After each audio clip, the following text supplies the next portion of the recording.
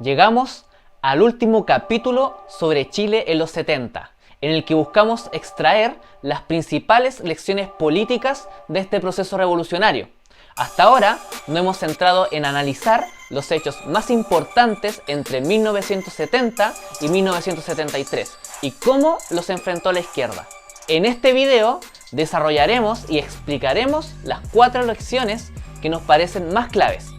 Primero, el papel que cumplió el Estado, con sus fuerzas armadas y sus instituciones parlamentarias, judiciales y ejecutivas, como un instrumento al servicio de los capitalistas, y por ende, la necesidad que se planteaba de destruirlo para alcanzar el objetivo del socialismo. Segundo, explicaremos la centralidad de la clase trabajadora en el proceso revolucionario.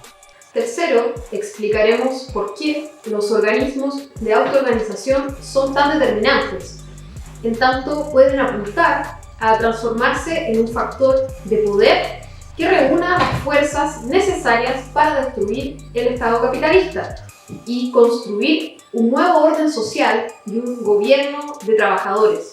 En el proceso revolucionario chileno, los cordones industriales mostraron que ese camino era posible. Y cuarto, explicaremos la necesidad de un partido revolucionario con un programa y estrategia que empuje y desarrolle estas tendencias en la perspectiva de la revolución socialista. A nuestro modo de ver, un elemento central que explica la tragedia de 1973 es precisamente la inexistencia de un partido revolucionario de la clase trabajadora. Abordando cada una de estas lecciones, haremos el ejercicio de pensarlas en relación al presente, con el propósito de debatir, a través de ellas, las perspectivas en el Chile actual y la izquierda de hoy. Esto en el marco de una revuelta que no ha sido derrotada, de una pandemia que aceleró y puso en escena elementos más catastróficos y de pauperización de las condiciones de vida. Veamos ahora cada una de estas lecciones.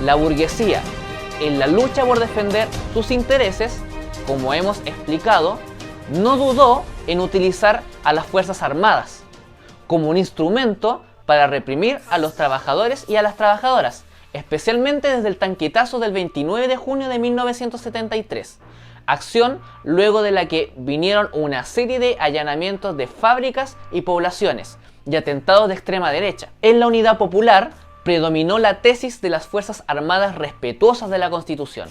Efectivamente, nosotros también hemos siempre tenido en cuenta que la contrarrevolución pretendería alzarse. Y frente a ellos, ¿cuál será la respuesta? La respuesta del pueblo, organizado, disciplinado, la unidad popular, la lealtad de las Fuerzas Armadas y de Carabineros tradicionales en el sentido respetuoso de la Constitución y la ley.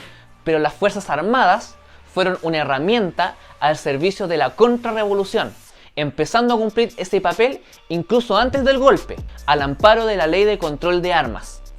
La insubordinación de grupos de marinos en contra de la oficialidad golpista en la Armada, torturados por sus mandos posteriormente antes del golpe de septiembre, revelaba que si los trabajadores dejaban clara su decisión de avanzar hacia un gobierno propio, con métodos revolucionarios, podrían haber derrotado a las Fuerzas Armadas y represivas. El Estado capitalista mostró, de manera cruel, ser una maquinaria que defiende los intereses de la clase dominante, cuestión que hace más de medio siglo ya había sido advertida por el dirigente revolucionario Lenin en su clásica obra El Estado y la Revolución, donde enfatizó la imposibilidad de conquistar el socialismo por medio de reformas al Estado capitalista, que, como menciona, tiene por objetivo cuidar la propiedad privada por medio de destacamentos armados.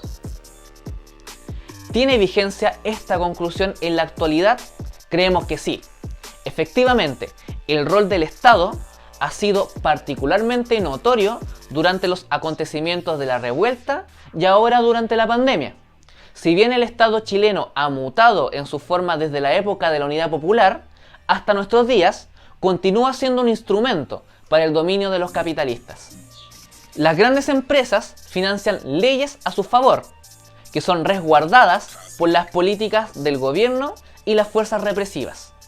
Como quedó demostrado en la revuelta de octubre del 2019, con toques de queda, mutilados y asesinados por denunciar los 30 años de saqueo neoliberal en Chile. Haciendo un uso político de la pandemia y la crisis sanitaria, el gobierno demuestra que lo único que le interesa es que las empresas sigan ganando, reducir sus pérdidas, facilitando despidos y el acceso a salvatajes estatales. Se optó criminalmente por mantener la producción a costa de las vidas de millones de trabajadores. Somos obligados a viajar entre 1 y 2 horas en un completo hacinamiento, en el transporte público, a trabajos no esenciales para tener que estar en las noches bajo un toque de queda que no cumple ninguna función esencial. Para garantizar esta explotación, el gobierno busca avanzar en fortalecer las herramientas represivas del aparato estatal, como la Ley de Protección de Infraestructura Crítica, que le permitirá al gobierno sacar a las Fuerzas Armadas sin decretar el estado de excepción, o fortalecer el aparato de inteligencia estatal.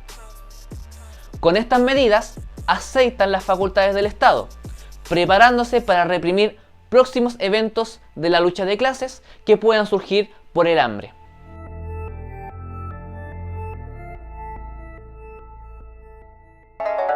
El proceso revolucionario de 1970 a 1973 mostró el rol estratégico de la clase trabajadora, derivado de su rol clave en la economía del país, concentrada en los principales centros productivos. Tenía además un gran peso social. El 85% de la población en Chile dependía de un salario para vivir mes a mes. Mayoritariamente, la población del país estaba concentrada en áreas urbanas, muchas veces colindantes con poblaciones, tomas de terreno y campos. Eso, como se demostraría con la experiencia de los cordones, en 1972 y 1973 le daba la posibilidad de ejercer un papel dirigente en el proceso revolucionario, generando alianzas con los campesinos, con los pobladores, el pueblo mapuche y la juventud. La carta que los cordones industriales le dirigieron a Allende poco antes del golpe revela también la enorme conciencia que habían alcanzado los trabajadores respecto de su fuerza social y política.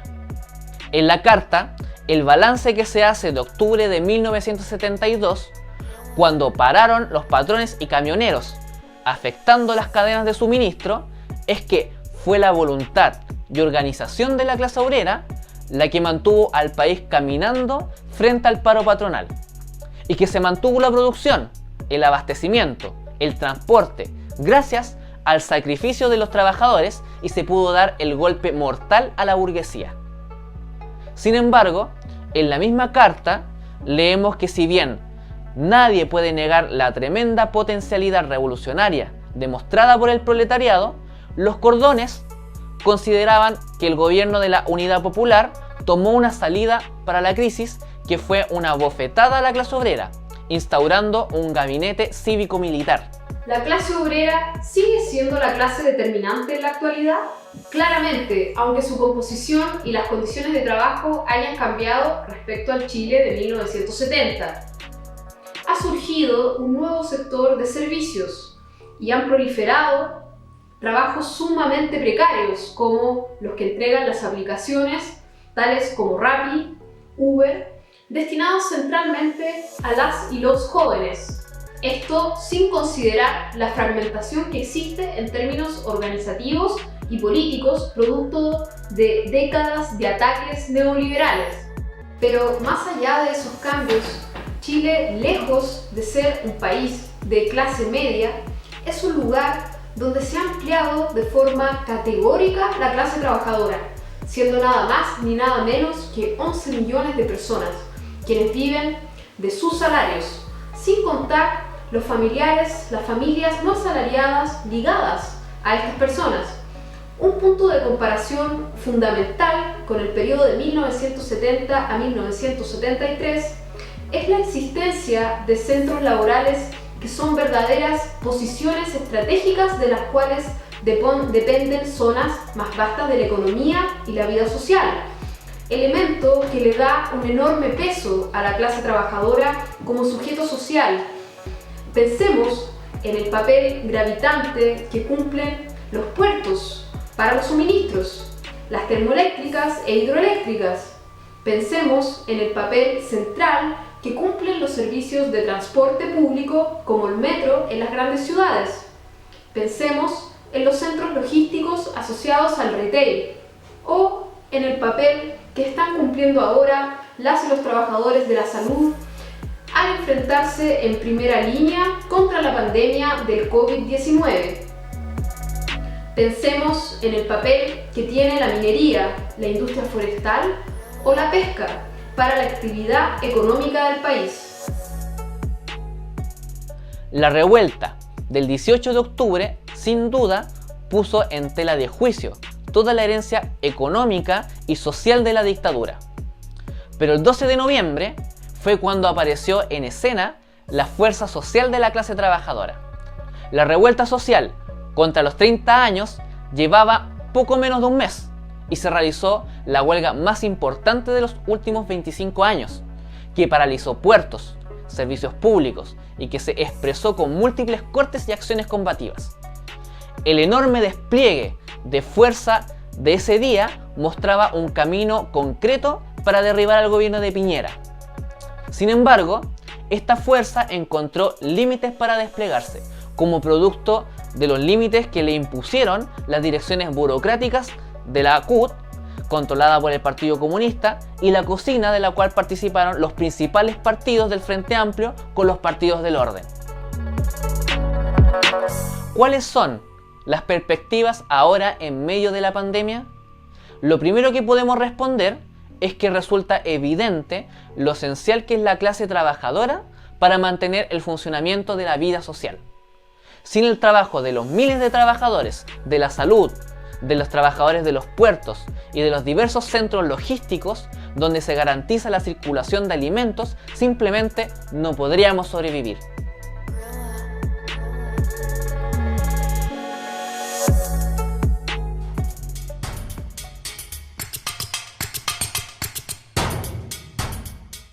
El surgimiento y el desarrollo de los cordones industriales entre junio de 1972 y septiembre de 1973 en las principales zonas fabriles del país fue la mayor expresión de esa fuerza obrera durante los años de la Unidad Popular, en el terreno de la autoorganización. Este fenómeno es una expresión de la enorme creatividad de la clase trabajadora a las necesidades y urgencias que impuso la situación política y la lucha de clases. Pero no se trató de un fenómeno puramente espontáneo.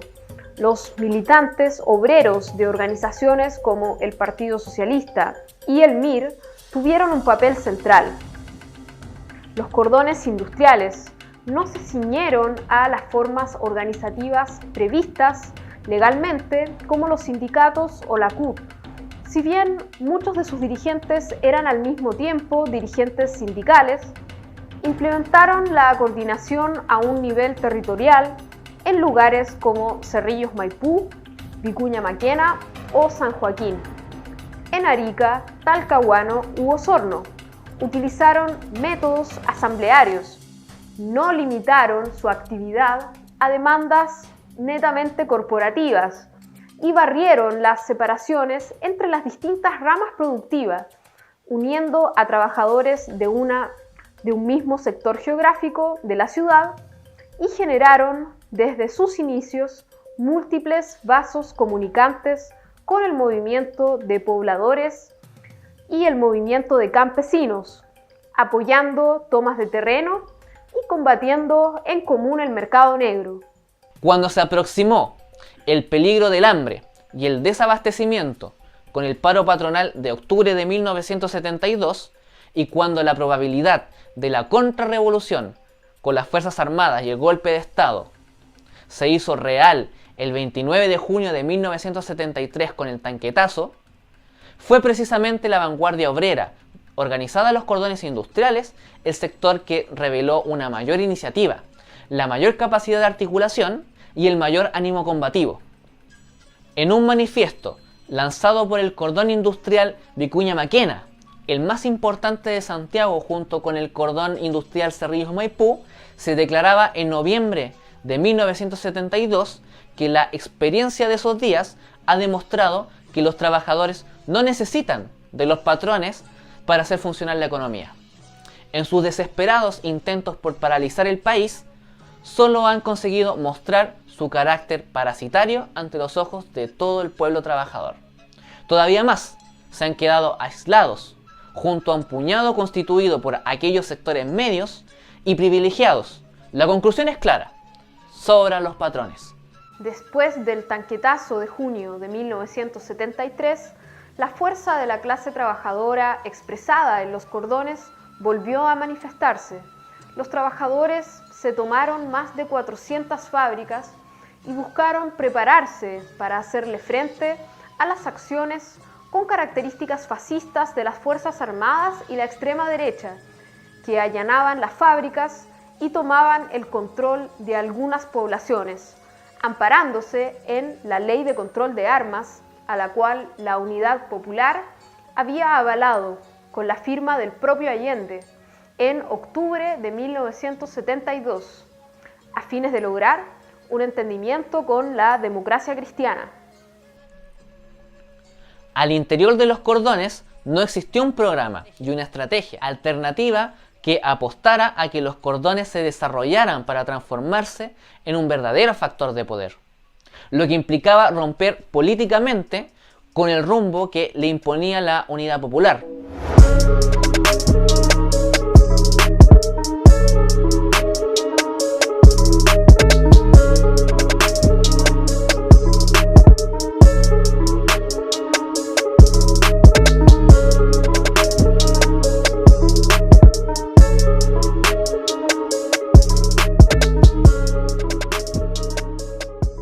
¿Tiene alguna vigencia pensar cómo lucharon los cordones industriales y las experiencias de coordinación en 1972 y 1973? A nuestro modo de ver, en el Chile actual, posterior a la revuelta del 18 de octubre y al paro nacional del 12 de noviembre, y ahora en un contexto de pandemia, recesión económica, desempleo y hambre en las poblaciones, el problema de la coordinación vuelve a emerger como un problema crucial. En octubre del 2019 surgieron iniciativas como las asambleas territoriales, las brigadas de salud, entre otras instancias de organización. Y ahora ollas comunes en diferentes poblaciones para hacerle frente al hambre. Dentro de este proceso y auge de organización surgieron como elementos de coordinación entre trabajadores con sectores populares, el Comité de Emergencia y Resguardo de Antofagasta y el Comité de Salud y Seguridad del Hospital Barros Luco, que busca fortalecer justamente esta alianza obrera y popular. Y el 12 de noviembre, el Comité de Emergencia y Resguardo marchó en conjunto con 25.000 trabajadores, profesores, pobladores y jóvenes en la ciudad de Antofagasta. También se unieron trabajadores mineros en las calles del centro de la ciudad y participaron poblaciones importantes como la población Miramar. Se trató de una importante jornada de unidad y alianza obrera y popular. El comité está buscando coordinar y tratar de unificar todas las manifestaciones que se están dando espontáneamente. Queremos organizarlas. Es por eso que una de las cuestiones primordiales del comité es tratar de organizar y unificar a todos los sectores, desde trabajadores hasta pobladores, para poder responder ante la crisis política y social en Chile con un solo golpe, con un solo puño en unidad. La brigada hace una atención rápida e inmediata y posterior a eso sube al paciente al colegio de profesores, donde acá le podemos brindar una atención mucho más especializada. Hoy, en pleno 2020, la centralidad obrera y la hegemonía hacia otros sectores oprimidos continúa siendo sin duda un problema plenamente actual. Como parte de la pelea por rescatar la tradición de autoorganización de los cordones industriales, quienes militamos en el Partido de Trabajadores Revolucionarios peleamos por desarrollar todas las experiencias de autoorganización y coordinación de los trabajadores con los sectores populares, siendo parte e impulsores del Comité de Emergencia y Resguardo en Antofagasta y de la lucha por una coordinación en el Hospital Barro Luco. Durante la revuelta y el proceso de lucha contra el gobierno, impulsamos la pelea por una huelga general, por la salida de Piñera y por una asamblea constituyente libre y soberana. Ahora que amenaza el problema del hambre y un colapso del sistema sanitario, peleamos por la nacionalización del cobre, bajo gestión de todos los trabajadores, para que sean todos esos recursos destinados a enfrentar la pandemia y las necesidades derivadas de la recesión económica.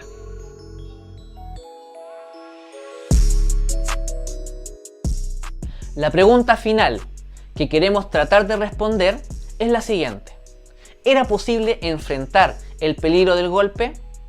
¿Los trabajadores y trabajadoras podrían haber dado una batalla con opciones de vencer? Para la clase trabajadora se trataba de acontecimientos complejos y desafiantes que buscó resolver heroicamente con la creación de los cordones industriales.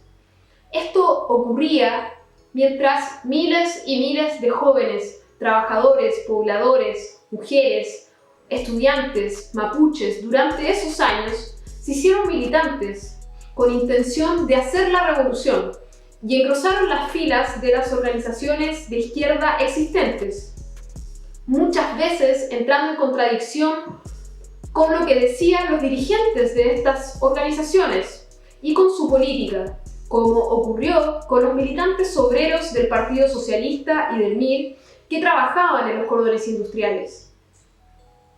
Cientos de miles discutían cuáles eran las vías para alcanzar el socialismo.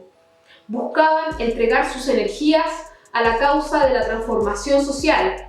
A nuestro modo de ver, un factor muy importante para explicar el curso que tomaron los acontecimientos fue la ausencia de un partido revolucionario que propusiera una alternativa a la vía chilena al socialismo, peleando para que los cordones industriales impulsaran la unidad de acción, el frente único de todos los trabajadores y trabajadoras contra la ofensiva contrarrevolucionaria, organizando la autodefensa contra los grupos de extrema derecha como Patria y Libertad y las acciones de las Fuerzas Armadas. La actuación política de la Unidad Popular no resistió la prueba de los acontecimientos. En cuanto a su respeto a las instituciones y las Fuerzas Armadas, se estrelló una y otra vez contra los sectores que organizaron activamente la contrarrevolución. Amplias franjas de trabajadores y sectores populares se percataron de que el gobierno de la Unidad Popular no estaba interesado en propinarle derrotas decisivas a la clase patronal. Esta enorme disposición para el combate que tenía la vanguardia obrera de los cordones industriales no predominó para conducir el proceso. Para ello, hacía falta un camino político distinto al de la Unidad Popular, que tampoco existía en los cordones industriales, un camino político que se propusiera la destrucción del Estado capitalista y su sustitución por organismos de autoorganización de masas como base de un gobierno de trabajadores. Emprender un camino así implicaba poner al centro del desarrollo de verdaderos organismos de doble poder de los trabajadores, contrapuestos al poder estatal, capitalista, lo que en buena medida se jugaba en la oportunidad que tenían los cordones para convocar a la defensa del proceso revolucionario a cientos de miles de trabajadores hasta conquistar un gobierno de trabajadores de ruptura con el capitalismo, basado en la autoorganización y en el desarrollo de la autodefensa, a través de la formación de milicias de trabajadores, objetivo para la cual los cordones podían jugar un papel de vanguardia. Pues en 1972 y en 1973 se evidenció como nunca antes que la lucha por la realización de medidas revolucionarias está de la mano con las medidas de autodefensa de la clase trabajadora. Los allanamientos violentos en fábricas y las tomas de poblaciones por militares, como en la zona del Cordón San Joaquín, hacían sentir cada vez más la necesidad del armamento. No obstante, llamar a formar milicias de trabajadores y pobladores para hacerle frente a los sectores fascistas que aparecían en la escena hubiese implicado romper con la institucionalidad, concretamente con el Pacto de Garantías Democráticas hecho con la democracia cristiana en 1970, el que, como explicamos en los primeros videos de este curso, le reservaba a las Fuerzas Armadas y a Carabineros el monopolio de las armas. Es un camino que la Unidad Popular no emprendió, pues iba contra su razón de ser, que era la vía chilena al socialismo. Por su parte, el MIR, como explicamos en la cuarta sesión de este curso, si bien desarrolló críticas a la política de gabinetes cívico-militares y al constante intento de la Unidad Popular de pactar con la democracia cristiana, no tuvo una política de autodefensa de masas y renunció a una hipótesis de insurrección que inevitablemente llevaba a una ruptura política con la Unidad Popular, camino que el MIR prefirió no transitar. Así, las estrategias políticas que entraron en juego desde la izquierda en los años más revolucionarios de la historia de Chile entraban en contradicción con las exigencias que imponía la situación crítica, donde la clase capitalista no dudó en ejercer la violencia contrarrevolucionaria frente al ascenso obrero y de masas. Pero no solo eso, también hubo trabajadores que al pelear solo por sus demandas inmediatas, como aumentos salariales, terminaron siendo instrumentalizados por la derecha y la democracia cristiana, como ocurrió con los trabajadores mineros de El Teniente en su paro de 74 días en 1973, y que se enfrentaron a trabajadores y pobladores de izquierda en las calles de Santiago, lo que mostraba los límites de una política meramente sindicalista o gremialista. La tragedia de 1973 es esta. No existió un partido revolucionario con un programa revolucionario y con una estrategia que buscase que toda la energía revolucionaria de los trabajadores y el movimiento de masas fuesen encaminadas a propinarles derrotas irreversibles a la clase patronal. Frente a desafíos nuevos, como el peligro de una contrarrevolución armada, y cuando el papel de la Unidad Popular se puso cada vez más en evidencia, la clase trabajadora no pudo improvisar una nueva dirección. Para el caso chileno esto es doblemente cierto. A pesar de la política de la Unidad Popular, la clase obrera chilena llevó adelante la titánica tarea de enfrentar los embates de la burguesía, tomando las fábricas y enfrentando el paro patronal burgués y enfrentando la política del reformismo que llamó a devolver las fábricas tomadas y decretó una ley de control de armas que permitió al ejército desarmar a la clase obrera y desmoralizarla antes del combate.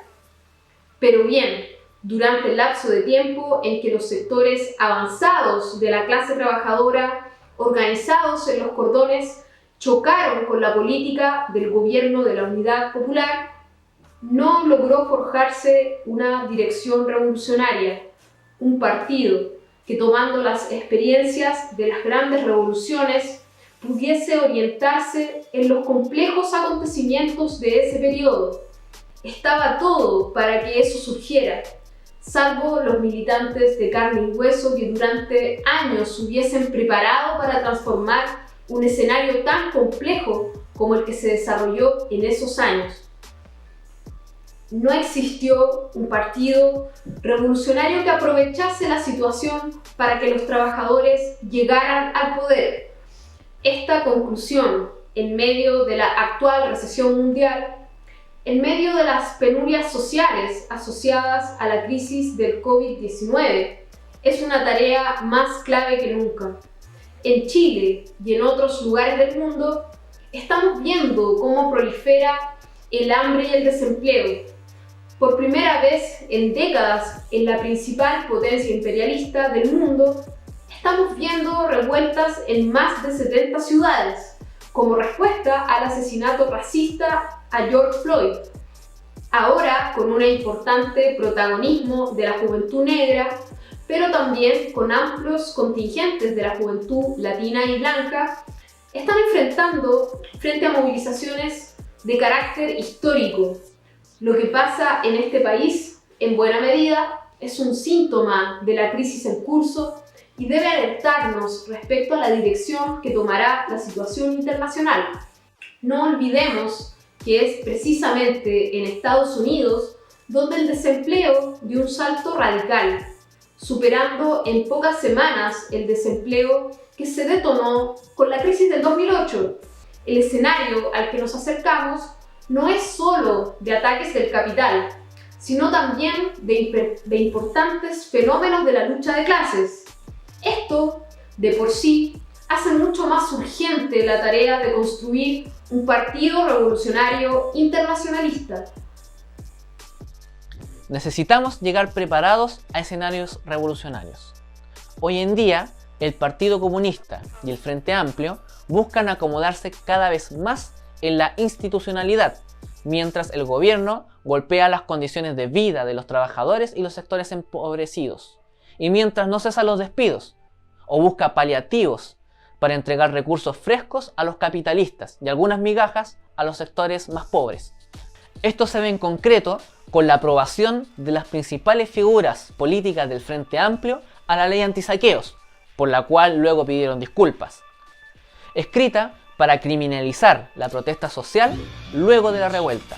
Y se ve también con la reciente ley de protección al empleo, votada a favor por el Partido Comunista junto a la Unión Demócrata Independiente y a Renovación Nacional, ley que tuvo el efecto de disparar la cesantía a niveles que no se habían visto en Chile desde la crisis económica de los 80, gracias a la figura de las suspensiones. La Central Unitaria de Trabajadores, por su parte, ha dejado pasar los despidos y las suspensiones, los recortes salariales y la desidia empresarial en una especie de tregua permanente con el gobierno, doblemente asesino de Sebastián Piñera, que mata tanto en revuelta como en pandemia.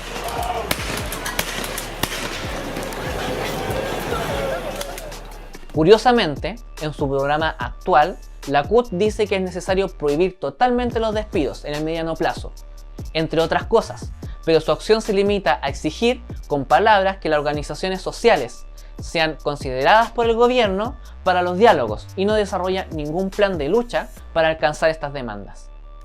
Todo esto nos lleva a la importante conclusión de que no podemos encontrar soluciones duraderas para las grandes mayorías de la mano de los empresarios y sus partidos.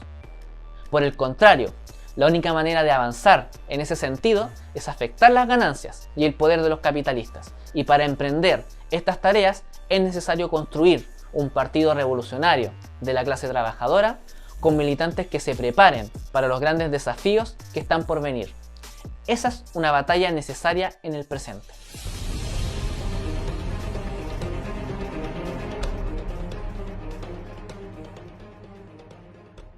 En estos procesos son miles los que se desilusionaron con el Frente Amplio y con el Partido Comunista, y son muchos quienes empiezan a pensar en nuevas alternativas. Tenemos que organizarnos en un partido común, revolucionario y de la clase trabajadora, que surja por la confluencia alrededor de elecciones estratégicas de la propia rebelión y a partir de un programa revolucionario. A quienes se organizaron en la rebelión, a los jóvenes que saltaron los torniquetes, a quienes enfrentamos la represión, Las y los invitamos a tomar esta tarea en sus manos. A todos los grupos de la izquierda que se consideran revolucionarios y socialistas y que se organizan políticamente de manera alternativa al reformismo, a todos quienes se decepcionaron del Frente Amplio y del Partido Comunista, las y los invitamos a abrir esta discusión para ser un factor para organizar la resistencia y para vencer. Necesitamos una nueva izquierda de las y los trabajadores.